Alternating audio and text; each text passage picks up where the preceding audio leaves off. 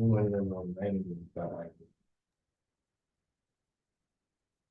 name is Gabayo.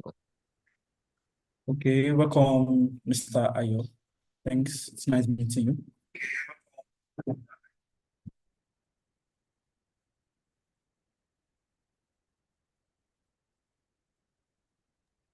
Good morning, everyone. My name is Bukola. Okay, Mrs. Bukunro Ruth. We're happy to have you among us. Thank you for joining our webinar. Thank you very much.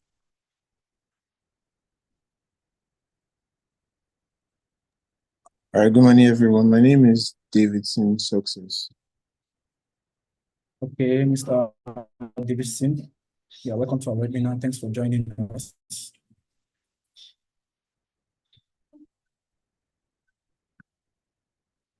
Okay, while we wait for the rest to introduce ourselves, I would like to go on and open room for the webinar. We can always welcome your introduction later on. Okay. Is there anyone that wishes to introduce yourself? Okay, good morning, everyone. Modesta Zo. Nice to meet you. Okay, Mrs. Modesta. Thanks for joining. I'm not married. Oh, Miss Modesta. We look forward to you getting married soon, so we can change the title to Mrs. Modesta. Okay, without wasting much of our time, I would like to move on to the purpose of our meeting today for the whole webinar session. I'll quickly jump to the overview, just for us to have in mind what we're talking about today and what problem we'll be dissecting and solutions we'll be coming across to it. So, looking into the overview, we have the introduction at the first item on the list, then followed by Kreateng, that is the company that powers this webinar. You know, we can't continue the webinar without showing this small spotlight on Kreateng Africa. So then a subsection of Kreateng Africa is Kreateng Academy. We also have Kreateng Affiliate. Then the third item on the list today is going to be our main topic: what is customer service? We're going to dissect the common pitfall of poor customer service, then actionable strategies to overcome to overcome these challenges. And the fourth item on the list is going to be a session where we'll open up to questions and answer. Then we finally conclude with the whole session. So moving on, I would like to introduce every one of us to Kreateng Africa. So what's Kreateng Africa? Kreateng Africa is a technology-driven company that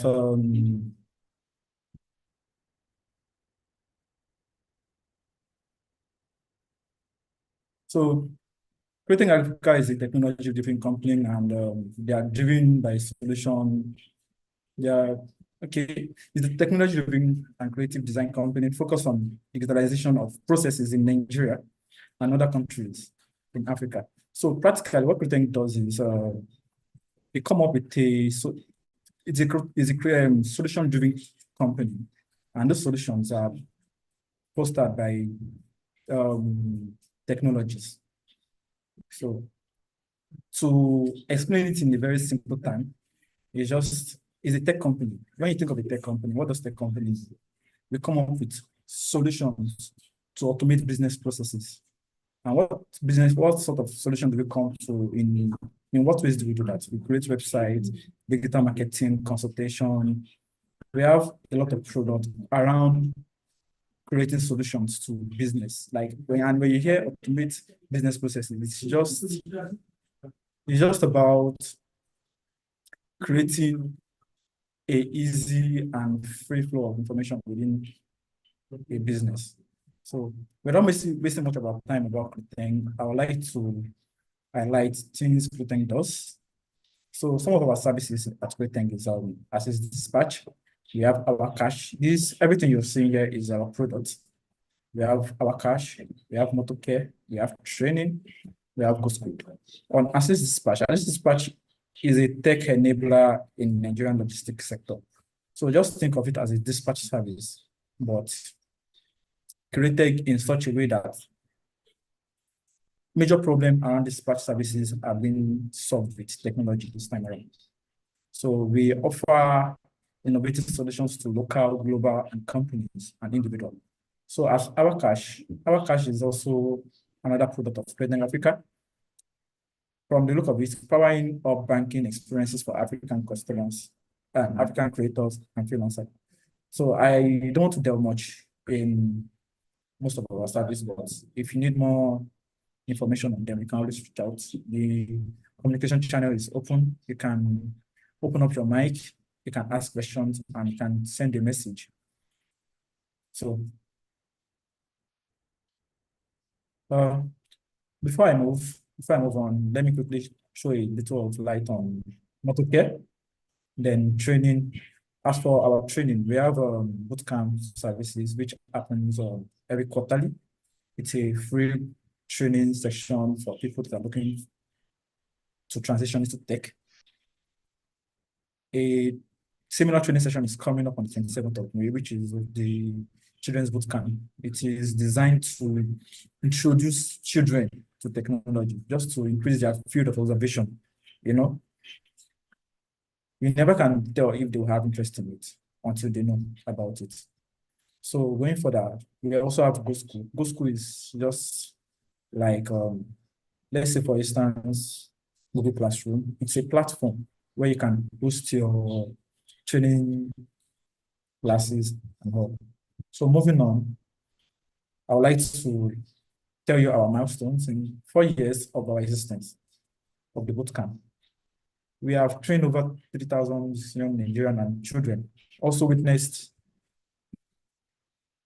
first-time transformation power of tech through training on individuals.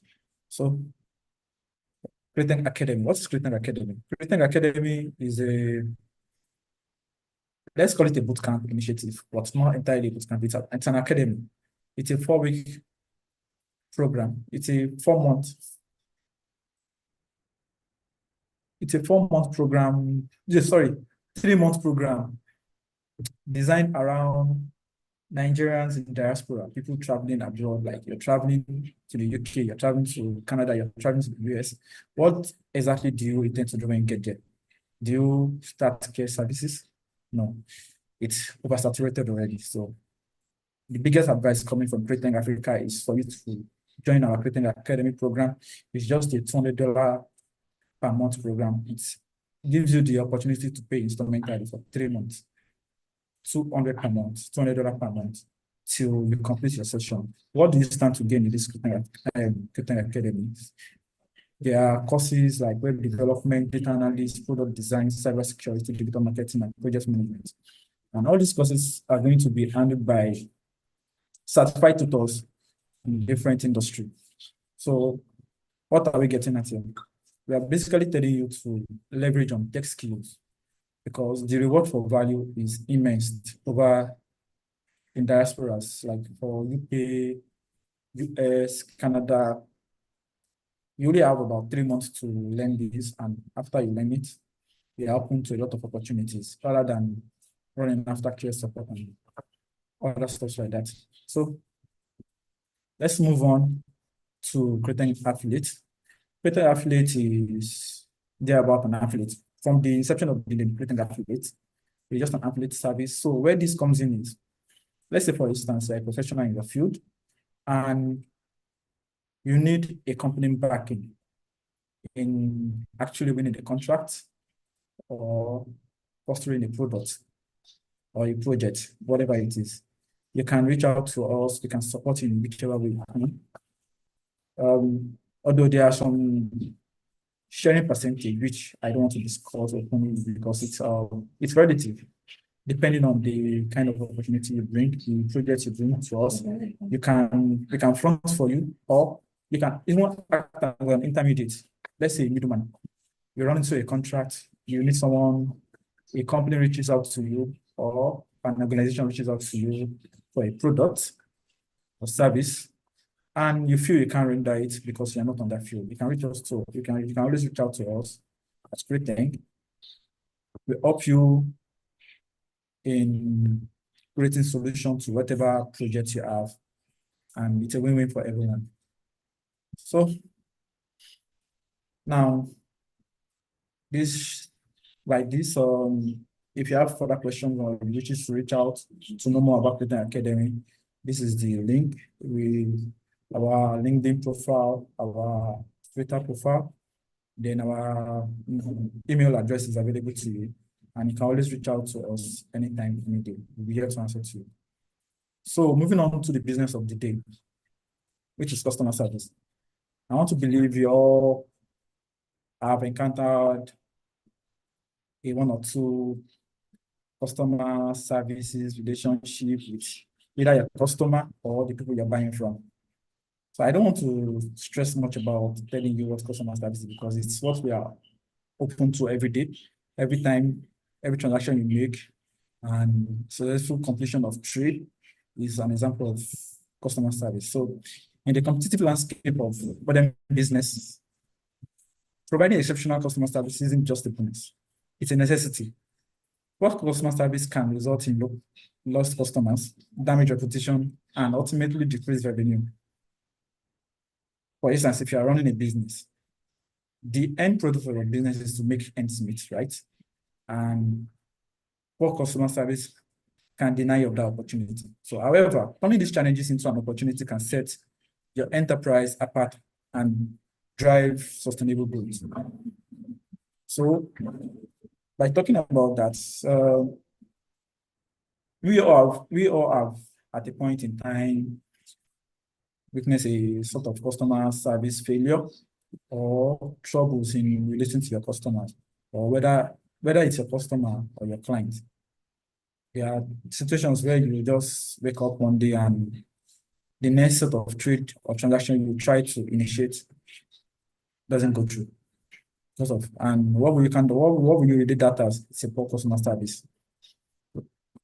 Sometimes come as a result of limiting factors that are not directly from you, but as the owner of business, it's still entirely your right, and your responsibility of ensuring your customers are well satisfied still falls on you. So whether it's coming from a third party or a situation you can handle, there are always mitigating process or actions you can carry out to maintain your good relationship with your customer. So without boring us with my several talks on customer service, I would like to open the room for questions. Like myself, I have personal experience when it comes to customer service. But once more, I would like for us to introduce ourselves, and if we have business owners here, and also we are also all customers. We are either owning a business or we are patronizing a business. So if we have business owners in the house, can we please just introduce ourselves? Personally, I will go first. Other than being a developer, I run businesses, a lot of businesses. Some has failed and some are still thriving. So one major business I'm known for is a shoe brand called Larry. It's a shoe brand that focuses on providing Nigerian handmade shoes to people, you know. So the name goes as Leather and Rubber Universe. That is what I do when I'm not programming. That is another thing I do to make ends meet. So please, if you're in the house and you're also a business owner, can you please introduce yourself as a business owner this time around?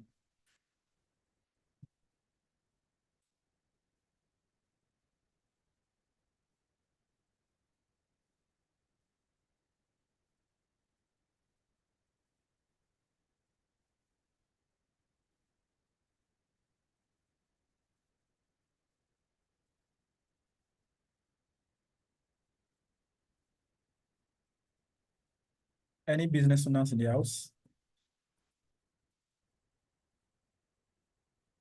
Okay. At the essence of that, let's move on. Where should I begin from? Where should I start from? So, okay. Personally, like I'm trying to throw a light on customer services and how it affects our business and how we can leverage on good customer service. So, addressing the problem of customer service in Nigeria. Okay, another thing I've realized in Nigeria is we are not doing so good in the area of customer service. we are not performing so good in the area of customer service.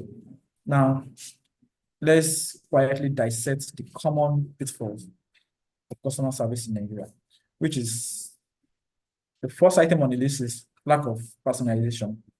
Yes. In a situation, okay, so let's say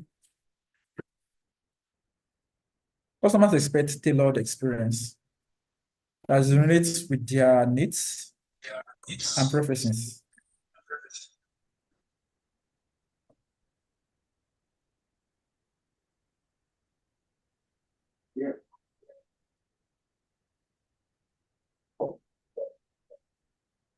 Okay, so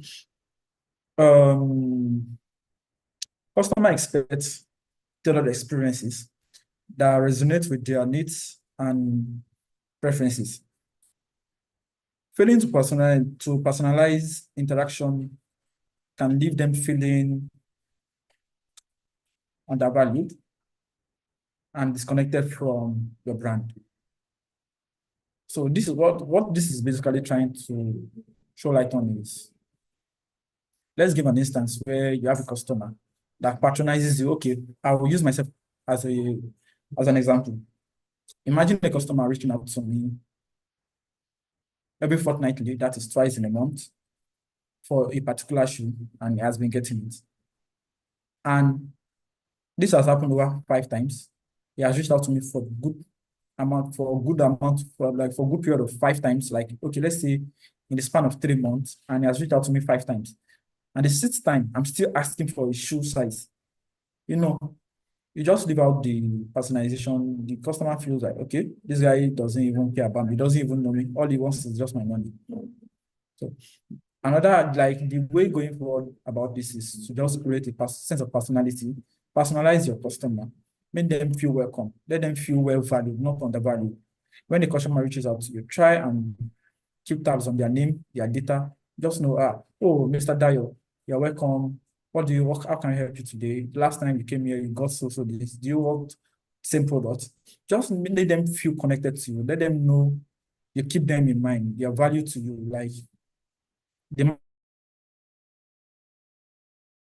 when you give them that impression, trust me, even if there's another customer out there other brands out there trying to see a customer from you, that sense of personalization will keep them coming. So what way can we solve this problem?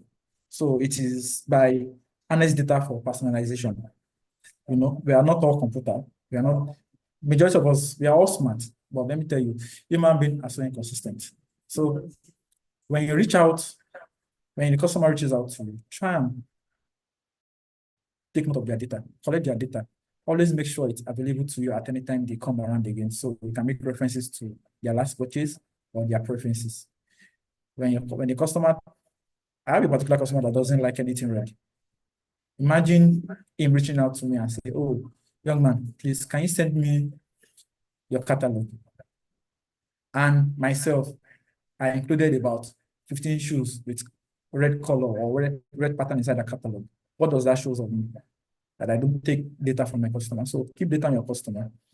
It's one of the best mitigating factor towards lack of personalization. So harness data for personalization. Leverage the analytics to gain insight into customers' behavior and preferences. By understanding their unique needs, you can tailor their products, service, and communication to enhance the overall customer experience. So now, after solving that, like, I would like to give a real life scenario of that happening to me and my business, and how I've been able to solve it. So sometimes last year, a customer reached out to me, and okay, that wasn't the first time the customer was reaching out to me. He has reached out to me earlier that year, but for some reason, we couldn't finalize our transaction.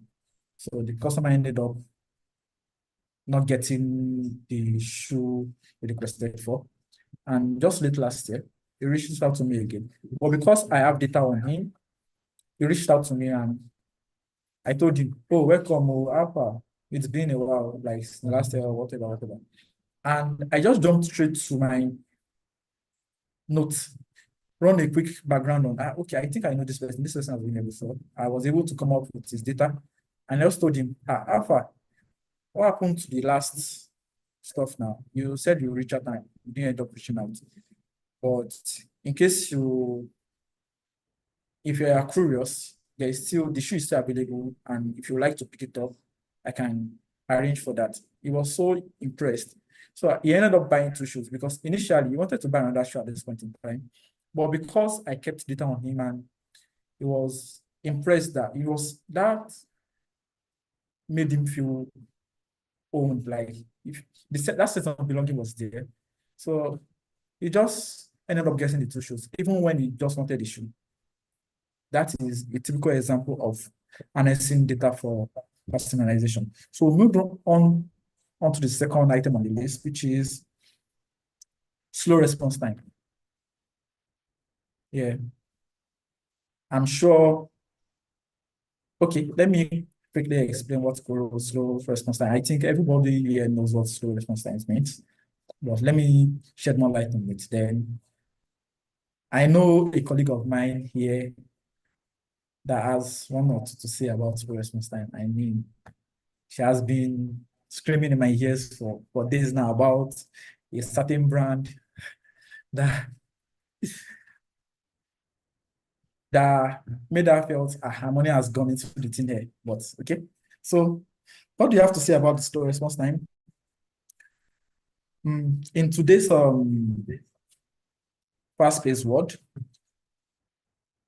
customer demand prompt assistance. Like they just want it instantly. They just want it instantly. So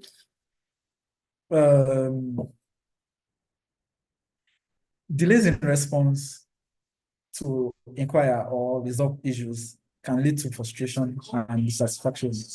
So what I'm trying to say here is when the customer reaches out to you, there are some items, there are some goods that are corporate goods, and there are even some services. They are called seasonal service or seasonal goods. Let's say Valentine, Christmas, Easter, and the customer reaches out to you.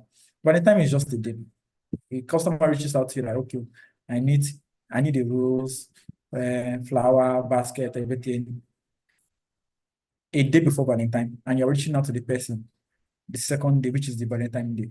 Come on, the person would have gone to another place. So without stealing the whole show, let me open the room for everyone with a poor customer service that they might have experienced from a particular brand or so. The room is open, just give us your experience. Let's dissect it together.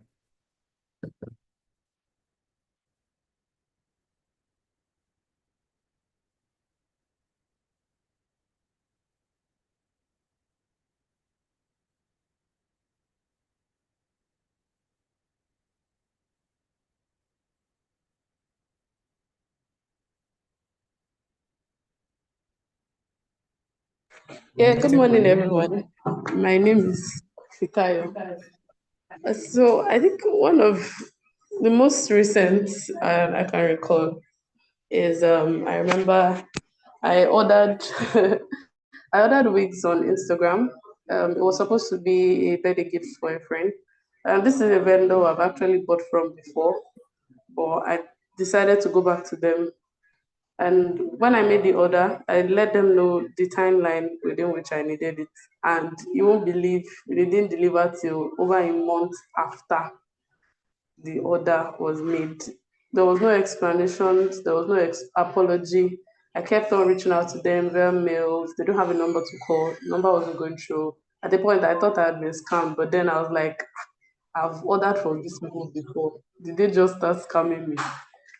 And I've not gone back to them since then. And definitely, I would never go back to them, and I would not recommend them to anybody. So they've lost I feel they won't know the significance of how much impact losing one customer is. Well, not only did they lose a customer, they've lost everybody around me because I will never see anybody wanting to order from their site and I will give them a go ahead.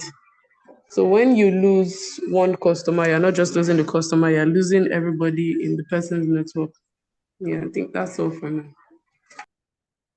So thank you, Miss or Mrs. Fikayo, for sharing your experience with us. I think these are one of the issues that is plaguing business and enterprises in the Nigeria sector. So myself, I have a lot of experiences, not just as a customer, but also as a business provider. Yeah, so like there is okay, before moving on, I would like to tackle one thing she said. She said she reached out to them to get a big, and it took like forever for them to have replied. Okay, so this issue might have resolved as a third party issue. It may not directly be from them, but the right response to this is you reach out in time. If there is any delay or a critical situation that's going to affect your service delivery, just reach out to your customers in time. Okay, we have a very candid example, like the likes of our commercial banks, the UBA, Access Bank. Whenever there is a service runtime or downtime, they don't come to you and tell you, oh, the error is coming from the telecommunication services provider. They don't sit down and say, okay, it's not our fault, let's just wait behind and yeah, our customers will figure their way out. No, it doesn't happen like that. What our bank do, especially, is they reach out to you immediately. They anticipate for all this and reach out to you instantly and tell you, okay, there's going to be a downtime or service downtime between so hours to the next hour. Please bear with us. They apologize and they make it sound peaceful. So automatically you be able to plan yourself before the next line of action. Just you need to plan yourself ahead of time. You don't go about, okay, imagine you're traveling, a situation where you're traveling and across state, okay. I happen to have schooled in the East. I schooled at University of Nigeria, Nsukka, where I graduated in 2019. So I ran into a problem one day, a particular day. I was traveling across the state. I was going back to Lagos from Nsukka. Then I got to a park. Okay, from Nsukka car park, I boarded the bus, and halfway into the journey, after about 7 hours of travel, we stopped at Ore to grab some break. And yeah, I could remember I was out of cash then, and I needed some cash to make transaction. So funny enough, I got down and used my ATM, tried to use my ATM from a POS standpoint. And I got there after making about 5,000 naira withdrawal. I got debited, and the POS standpoint was not credited. So that causes a lot of issue because the boss was supposed to leave in the next 10 minutes. So I was there begging the POS attendant, please give me this money. The POS attendant as well was telling me, no, I'm not giving you this money. So it was a big issue on my end. And whose fault was it? It was neither our fault. The fault was from the bank. And if you want to trace the whole issue down, I myself have had the opportunity to work in a fintech organization where I get more knowledge of how transactions work. So at the end of the day, when you narrow it down, the problem is not even coming from the banks you guys are in. It's mostly coming from a third-party service provider. So this issue, yeah, the fastest solution to it is I just immediately sent a message to my customer service, to my account manager, told him, this has happened. So should in case the money has been sent or has been successfully withdrawn from my account, the receiver has not gotten any alert. So please kindly terminate the transaction. That was how I was able to go around that issue. So sometimes issue comes directly from service provider and from third-party service provider. So how do we tackle this problem? At least first stage of development is identifying a problem. Then after identifying a problem, you come up with a solution. So the direct solution to slow response is to implement robust communication channel. What do I mean by robust communication channel? Don't depend on one sort of communication channel. That's just basically the whole answer to the slow response. So when you have multiple communication channel, okay, so first comes with attitude, the attitude in which you use in attending to your customers. Don't be too negligent to your customers' needs. I've been to so many stores and so many brands that you reach out to them and it just treat you like if you don't buy it, another person will. Yes, that is basically how they treat you. If you don't buy it, another person will, which of course, you are right. Aspects they are wrong is when you're losing a customer, you're not just losing one customer, you're losing everybody that could directly come from the certain customer you lose. So when you want to do the mental gymnastics of this, or when you want to do the mathematical aspect of this, one person could probably deliver thousands and thousands of customers to you. So after losing that person, you automatically lose recommendations that could likely come from that particular person, which is directly impacting your business growth. So robust communication channel and negligence. Always make sure you take your customers serious. Not what is he buying? How much is he buying? Yeah. It happens a lot, even especially when you go to major markets like open markets like likes of Lagos Highland, Yaba, and the likes.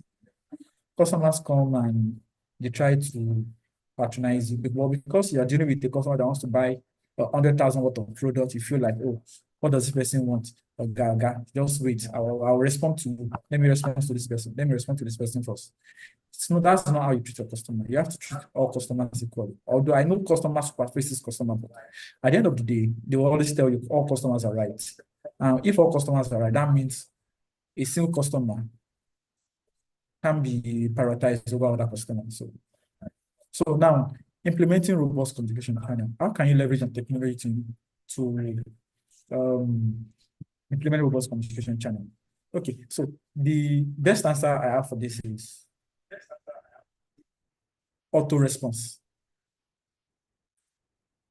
Okay, for us that have online businesses, not for the physical business, but physical businesses, your runtime and you must be there every time. You must be there everywhere. But for online store owners and online businesses, quick response or automated response, you can as far as go to your WhatsApp and just create a quick auto response. Like, okay, when everybody messages you, like business WhatsApp can leverage on that. When anybody messages you, just give them a quick response or a prompt response that, okay, I welcome to so. We are happy to receive you. Please state your request or state your order while we attend to you. You don't necessarily have to tell them, welcome to Ajoke store and finish. I'm not interested in Ajoke store. I'm interested in a particular product. And when I message you, I want a response, not you introducing me. I know I'm coming to Ajoke store, so don't welcome me again. I already know I'm at Ajoke store. So other ways you can also implement robust communication channel is leverage on AI tools. They are like with the advent of AI is the new trend in tech, actually. So with this current development, you can actually leverage on AI, the AI prompt message. So why that differs from WhatsApp prompt? WhatsApp is just a single prompt. That is it's just a message. It doesn't change. It doesn't understand the user. It doesn't understand the buyer. But when you leverage on AI prompt, it tries to understand what the customers want or whoever is chatting wants. Okay, so and a very typical example of AI prompt is we all have Siri on our phones. We have Google Assistant, and the most popular one that is trending today, which without it, a lot of people will be jobless, is ChatGPT. So try and leverage on all those tools, and it could boost your business from 0.0 to 90, they're about 100. So moving on to the next common pitfall in our business that's plaguing our business today. So we have the inconsistent communication channel, which automatically have kind of explained with slow response, inconsistent communication channel, but regardless, I'll still throw more light on it. So what do I mean by inconsistent communication channel? So let's say with the rise of omnichannel communication, customers expect seamless transition between various touch points. Okay, a very typical example I would like to state here is, let's say you reach out to Access Bank and you're complaining to a particular customer after spending about 10 minutes of your airtime before you finally get transferred to an agent to respond to you. You pick up the phone, they pick up the phone and you try talking to them. 4 minutes into your conversation, you exhausted your credit. Now tell me, you have to go ahead and load another recharge card just for another agent to pick up and tell you, okay, what do you want? How can I help you? All your 4 minute explanation and your 15 minutes credit gone. Now, what we can see from there is the communication channel is not consistent. When I have a conversation with you now, I want to be able to pick up from that conversation the next time I call you. When a customer reaches out to me, as a business owner or as a developer, you reached out to me. Okay, I even have a colleague of mine that reaches out to me and told me, okay, I need a website. Okay, yeah, it's doable. What do you know about the website? Told me this and that and that and that. Okay, acknowledged. Then this same customer reaches out to the friend. So apparently, the person reaching out to me is not the exact owner of the website. He's just acting as a middleman. So at the end of the day, I finally met the real owner of the website, and he reached out to me, and I was able to pick up the conversation from where the middleman left off. So it would have been so bad of me as a business owner or as a service provider for me to now start acting dumb when the main owner of the project comes into the conversation, and I'm beginning to ask, what do you want? What is that do you want? How do you want it? That is so unprofessional, because one, it's time consuming, and it's just automatically makes a customer or whoever patronizing you loses interest in further communicating with you. And the lack of communication is also part of problem mitigating business enterprises in Nigeria. So how do we counter that? It's still part of it is still by implementing robust communication channel, and also harness data for personalization. When you collect data on every customer that reaches out to you, picking up from when one left off and continuing from that section. So let's move on to the last item on this, which is failure to anticipate needs. So it is quite common in the business ecosystem in Nigeria that although there are brands are beginning to be self-aware, and yeah, they now finally start anticipating for customers' needs. But before, and for small business owners, that is still a long milestone that they are yet to achieve. So what are we talking about on failure to anticipate for business needs? Okay, so successful enterprises don't just react to customers' needs. They very much anticipate for it. And failure to proactively address potential issues to provide relevant recommendations can result in missed opportunity in delight customers. Okay, so what that gibberish just try to explain to us is you don't adapt to, like, part of the problem that is connected to failure of anticipating customers' needs is business and enterprises fails to adapt. They don't adapt on time to customers' needs. Which takes us back to the first item, the lack of personalization. When you personalize a customer and you have enough data on them, anticipating for their needs won't be a problem for you to handle. It automatically self-solve itself. Another issue regarding failure to anticipate for customer needs is I once mentioned a type of product called seasonal product, which is those ones that have off and on seasons, likes of Valentine, Christmas, children resumption, back to school, holiday, festive, Ileya. We all can tell during Ileya, it is ram meat, anything meat is what sells. Now imagine as a malam, Ileya is coming around the corner, and you still have just 50 stock of cows. When you know at this particular time, your demand is going to skyrocket to, let's say, 200, 500 about. Now, when you fail to meet up with this need, you begin to mess with the customer's feeling. So a particular customer comes in and say, okay, I want 20 cows. Out of the 50s you have, I want 20 cattle. You only have just 50 left. And the other customers are still need. So now you need to rationalize in this situation where you could have anticipated for the needs of customers ahead of time. Now, when you try to rationalize the customer, now you are not only affecting that customer, you are affecting everybody that wishes to patronize you. Because let's say in a situation where I want to patronize 5, you will not tell me, okay, people don't book. Now only 2 you go see. Myself, I'm displeased. The next person that wants to buy 3, that is only having 1, is also displeased. Automatically, a lot of your customers loses interest in whatever service you're offering. They will just go to the next available store or available person that can offer the same service. And there is this quote I used to make use of. It's a common saying that in a business, you may be offering your best, but there's always competition out there. And the presence of competition means there are always better service provider than you.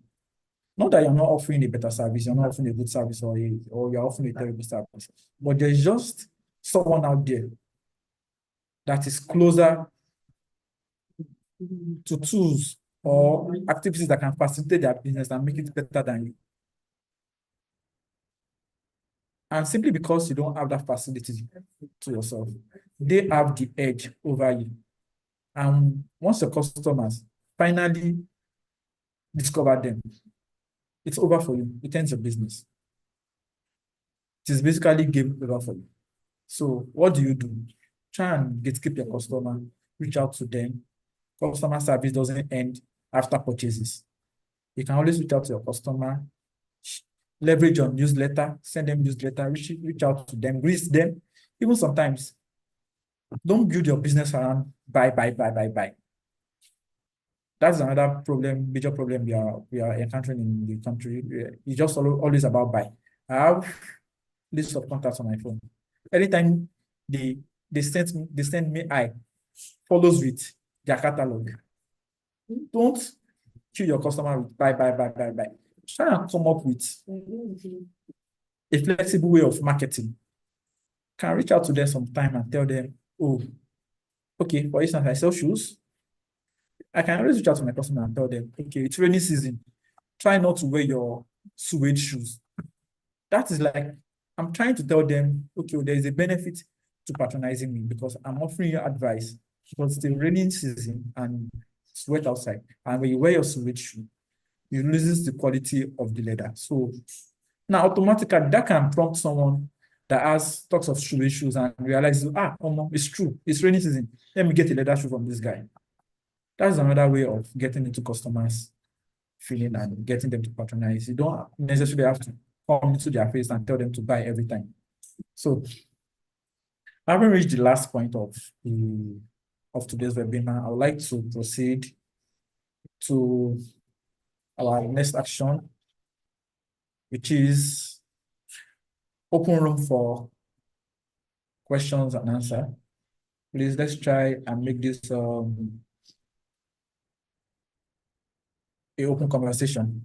So if you have a question or you have something to add, please you can throw in it. We can dissect and learn from you also. All right, good morning, everyone, once again.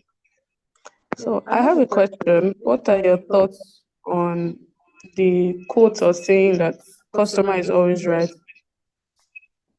Okay, that is a very tough question, but it's also a nice one and it's intuitive. Thanks for bringing that up. I was also going to address that issue, but yeah, because of timing, it escaped my mind. So now, when you say customers are always right, unless you're not trying to sell, the moment you open up your shop and you want to sell, trust me, your customers will always be right. Until Nigerian businesses makes more than 10 customers or 10,000 customers and you begin to treat their customers as, well, we don't care about you anymore. Now, let's take a look into business ecosystem in Nigeria. Whenever a business opens first, they come up with a very good product. And those products serves where everybody comes to you and yeah, then after achieving their set target, they begin to default on the quality of their product. Now customers come in and tell you, your this one is bad. This thing is not tasting like this before. It started tasting bad. Then you tell your customer, get out. I'm sorry to you, you are not ready to own a business or become a manager or successfully own a thriving business in the ecosystem. So to directly tackle the question that was thrown, I'd like to set a very quick example. So let's say in a rush hour, you're trying to close up and the customer calls you and tells you, oh, I'm coming, please wait for me. After 30 minutes, the customer is not yet there. The customer calls you, I'm coming, please wait for me. So you decided to close up your shop and say, oh, this customer is not serious. Now, let's now imagine the customer is coming to buy 10 million worth of product. I know some will say, if I lose this customer, another customer will come. If you keep losing customer through such means, like as a business owner, you just always have to come up with a solution. How I would have preferred handle that situation is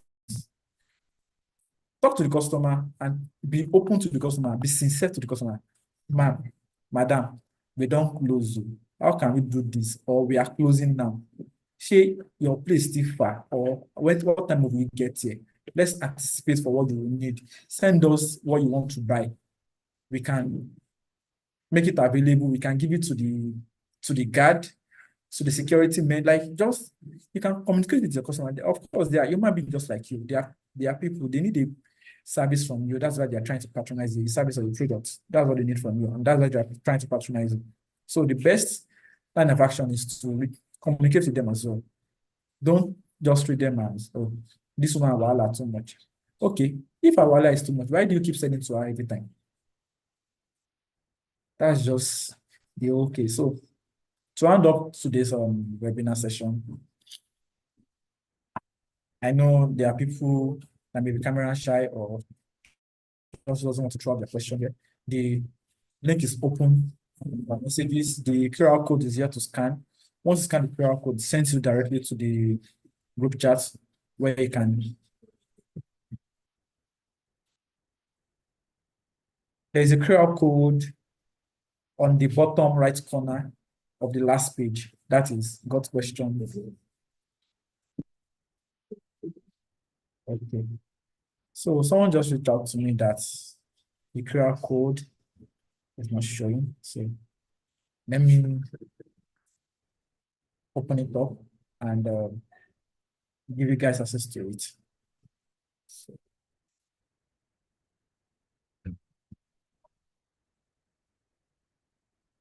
okay.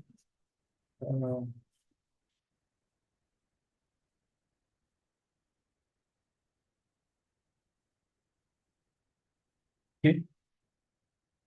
I think it's live now. So the QR code is available to you. at the bottom right corner, you have access to the QR code. Just bring out your phone and scan it. If you find that difficult or it that bit difficult, the link to the WhatsApp group chat is also available, and our social media handles is also available. And if you are the direct type of person that prefers direct communication, also the company's hotline is also available to you. So whenever you reach out, we'll lovely attend to you. Thank you very much. And thanks for your time. Thanks for coming to our webinar. We hope to see you again. Thank you. Signing out, Gafar Ibrahim.